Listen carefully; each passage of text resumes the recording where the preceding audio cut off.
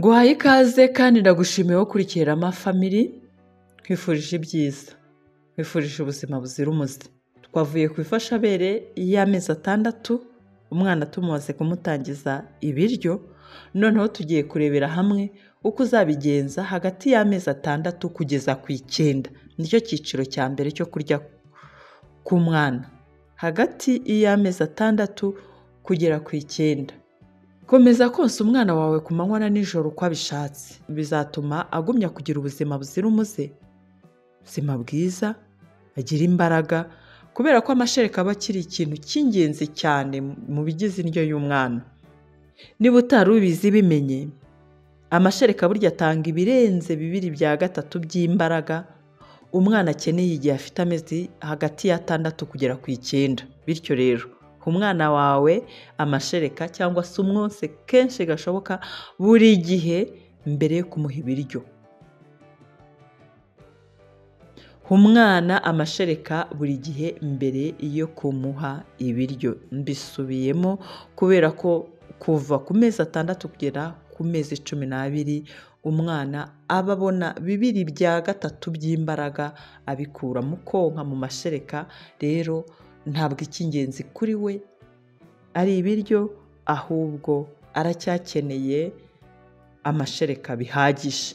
Igihe uha umwana wawe ibiryo by'ifashabere, zirikana ibi bikurikira: inshuro umugaburira, ibyo umugaburira uko bingana, ibyo umugaburira uburyo bifashe, uburyo binyuranye, kandi uburyo umushishikariza kurya n'isuku. Ibyo nibyo by'ingenzi. N'ubundi ku mwana ufite aya mezi uramuha ifashabere hagati y'inshuro 2 kugeza kuri inshuro 3 ku munsi. Uko ibyo umuha bigomba kuba bingana. Hano urasabwa kongera buhoro buhoro ingano y'ibyo umuha, ku buryo nibura akwiye gufata 1/2 cy'igikombe. Aha igikombe tuba tuvuga ni icya mililitiro 250. Ni ukuvuga ngo ubashije kubona uburyo upima mililitiro neza, uyu mwana wawe wagombye kumuha igikoma kingana na mililitiro 125 kuri buri gaburo rimwe. Uko bigomba kuba bifashe rero, ngira ngo mukomeza kubibona ku mashusho. Aho ngaho ubona ibiryo bitava ku kiyiko, niko byagombye kuba bimeze.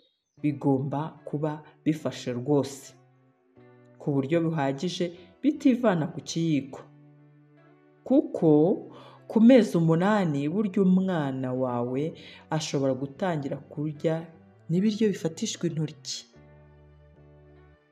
Bigomba kuba binyuranye rero, kubera ko ukwiye gutangiza umwana wawe ikiribwa kimwe gishya buri munsi 2.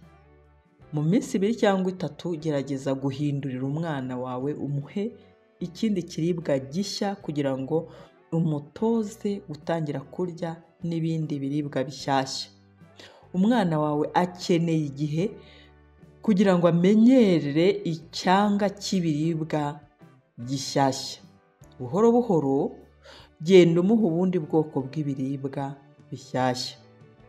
Uko umwana wawe rero ashishikarira kurya, byo nta kindi urareba, ni uko wowe mubyeyi wowe umugaburira ugomba kwihangana. Uko kugaburira umwana mu bihe bya mbere biragora, birarushya, biravuna. Icyo usabwa rero, shishikariza umwana wawe kurya rwose, ubyiteho, ariko wimuhatira kurya. Kumushishikariza kurya bitandukanye no kumuhatira kurya. Ikindi, koresha isahane yihariye kugira ngo wizere ko amaze ibiryo byose wamugeneye, kandi umushishikarize kurya yigana abandi bari kurya, ariko kandi buryo unabimushimire. Hano ndakwibutsa kongera gusekera umwana wawe, kandi umuganirize igihe umugaburira, wite ku byo avuga cyangwa ubona yitayeho. Ntabwo nasoza ntavuze ku isuku. Isuku ni ingenzi mu kwirinda indwara z'impiswi n'izindi ndwara.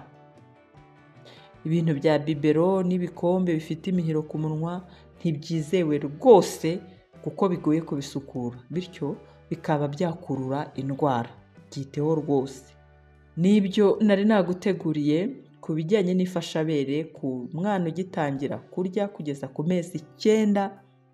Nizere ko wabifashe kandi umwana uzakomeza kumwitaho neza nk'uko bikwiriye, kuko baca umugani ngo umwana apfa mu iterura. Umunsi mwiza.